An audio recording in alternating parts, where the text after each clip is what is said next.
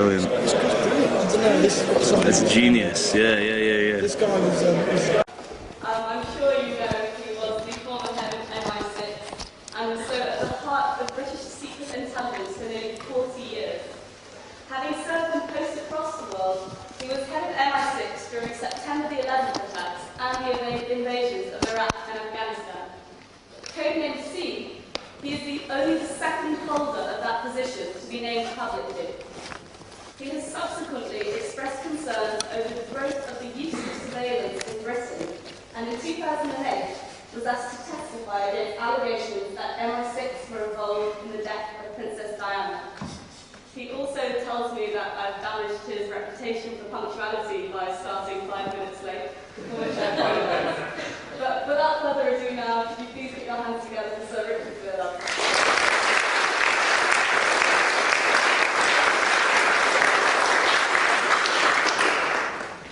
Intelligence officers always turn up exactly on time. You can work out why. Thank you for the kind introduction. I'm going to talk principally in relation to the issue of Wikileaks tonight. And I'm happy to answer questions either on that or more widely on other subjects. So, the theme I've chosen is how much secrecy does the state need? And the short answer to that question is it needs some, but actually not as much as you think. And you may be surprised to hear me say that. But obviously that needs to be significantly expanded. Now the first thing I really want to mention is the idea of trends which underwrite our understanding of important contemporary events. It's not so much the trends as it were allowed to predict the future. They do maybe help you to understand the future better. And I would definitely draw a parallel at the moment between the wave of political unrest which is sweeping through the Middle East in a very exciting and rather extraordinary fashion, and also the Wikileaks phenomenon. Really, what ties these two events together, and of course a number of other events, is the diffusion of power away from states and the empowerment of individuals and small groups of individuals via new technology. And although I think we have understood for a significant amount of time already, there's a seismic shift of power happening in terms of this relationship between the state and the individual. We've really been much less good about anticipating what its consequences will be. Just 25 years ago, few of you will certainly know what I'm talking about, the state actually had a monopoly of communications. But first of all, a word of warning about Wikileaks, and a word of warning about Egypt. In my experience in this sort of area, the media loves stories which is essentially about itself and projects the importance of the fifth estate. And I think our perception of both Wikileaks and of what's happening in Egypt is at the moment largely media driven. And if there's a purpose in my talk, I hope it's to sort of rebalance the equation and give you a slightly different point of view. I mean, just a point about what's been happening in Cairo. It's not just about the discontent of a rising middle class in the face of a totalitarian government communicating through social networks. Bear in mind, when we're talking about Egypt, 44% of the population is illiterate and exists on less than $2 a day.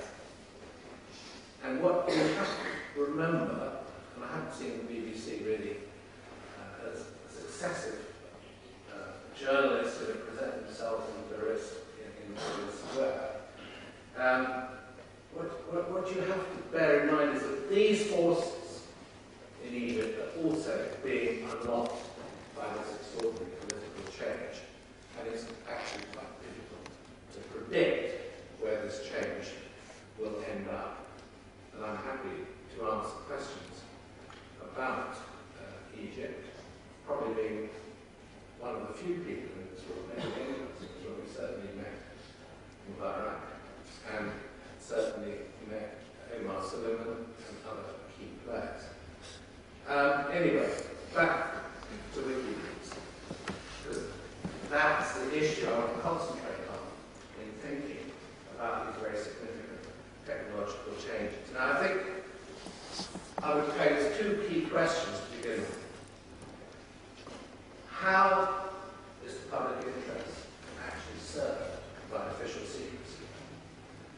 And how is the public interest served by revelatory journalism?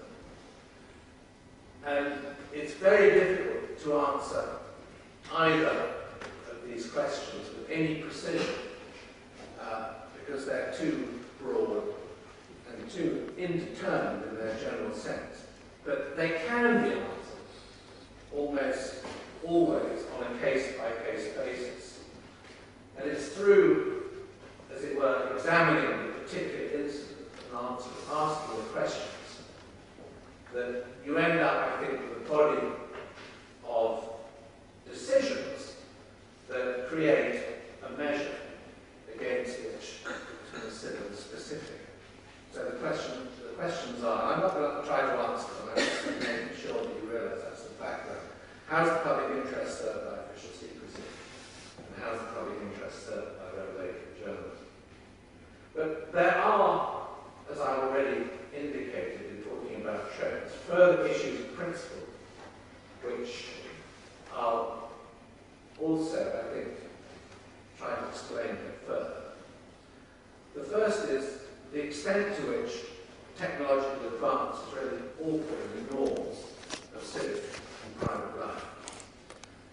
And obviously the great social networks is the most obvious example of this. But they are shifting our perceptions of what might be described as public space and what might be designated as private and confidential space. I think most of you would accept in this room that individuals do require a degree of privacy, even if you have a tendency to give it up voluntarily on the internet. My advice is daily.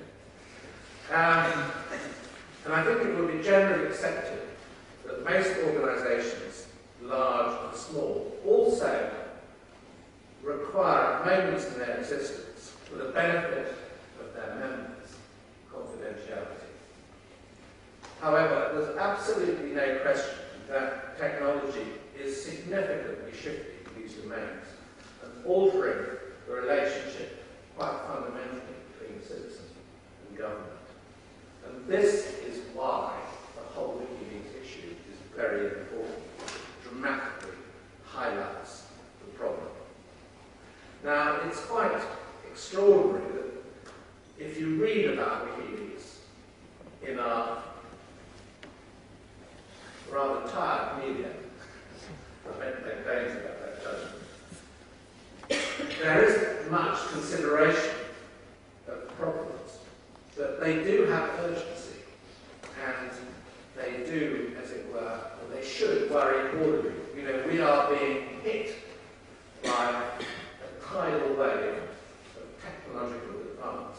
So what I think is important in this is the Assange story as such is ultimately a distraction. He's a very undignified flag bearer, in my opinion, for a very important issue. And why do I think he is an undignified flag bearer? I'll give you several reasons. First, he's completely unable to explain why Wikileaks is doing what it's doing. We support a cause that is no more radical a proposition than that the citizenry has a right to scrutinise the state. Line them all up. And when asked for reasons, and this is well documented, he always So let's talk a little more broadly about this. I mean, in general, what's your philosophy? Why is it right to encourage leaking of secret information? Yeah, well, there's a question as to what sort of information is important in the world, what sort of information can achieve reform. And there's a lot of information. So information that organizations are spending economic effort into concealing, that's a really good signal that when the information gets out, there's a hope of it doing some good. So he doesn't really know why he's doing it. Militaries keep information secret to prosecute their part of a war, but also to hide abuse. And there is a military argument for keeping some information secret that is very timely. So an example of where troops are about to deploy. But that information expires quickly.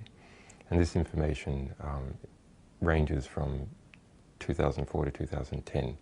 And the next reason I would say that if you're implying that governments protect themselves with a conspiracy of silence, and that we, the citizens, are victims of that conspiracy, it's a little unwise to behave conspiratorially yourself. And most sort of pressure groups that go down that track make a real effort to be transparent. I mean, Greenpeace is a very, very good example. And let's say its agenda is similar, but in a different area. And the third thing I would say is if you are charged with wrongdoing in a jurisdiction universally respected for its fairness and independence, the honourable way to behave is to face up to the situation, especially if you believe yourself to be innocent. And frankly, it is completely idiotic to suggest that the Swedish judiciary is being pressurised by sinister forces. If you really think that, you're into conspiracy theories and you have no real understanding of the way government relations work. So what I see is that Assange has tethered himself to a vehicle that is much larger than him, much more important than him, that he's clearly enjoying the notoriety. And it seems to me that because of this unfortunate juxtaposition, the Wikileaks phenomenon seems to be no more sophisticated than government secrecy bad, full disclosure and absolute transparency good for the citizens, and let us show you how you're being viewed, i.e. it is disclosure for disclosure's sake. And frankly, I find that pretty insulting. And my advice is that you should think carefully if you don't think that. And I especially dislike someone like Assange implying that he's actually acting in the public interest without any attempt to explain why and how. I think one of the things that surprises me with young people I talk to is their profligacy with their private information. My strong advice to you is be very, very careful what you actually put on social networks. And even if you erase it, it's actually still there and can be recovered. So take those decisions with care. And the last thing maybe to say, just to conclude, in talking about this sort of IT phenomenon, of course, it brings us all countless benefits, and I'm sure that none of you can imagine what your life would be like without it. And the balance is unquestionably positive. But it also creates incomparable potential for mischief. It amplifies threats from bullies and malign individuals.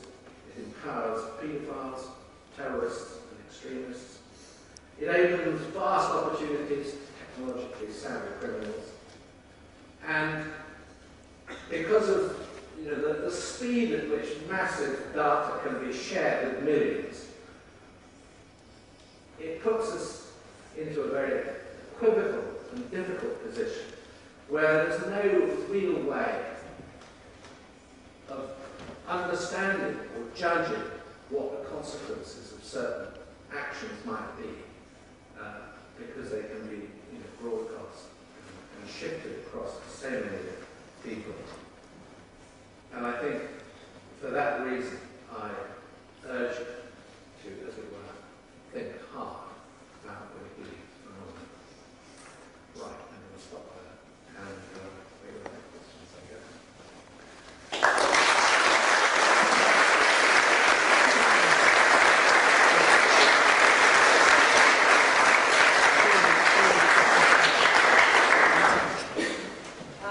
Well, I wonder how many of us will be doing our Facebooks tonight. May I ask any questions? Anyone?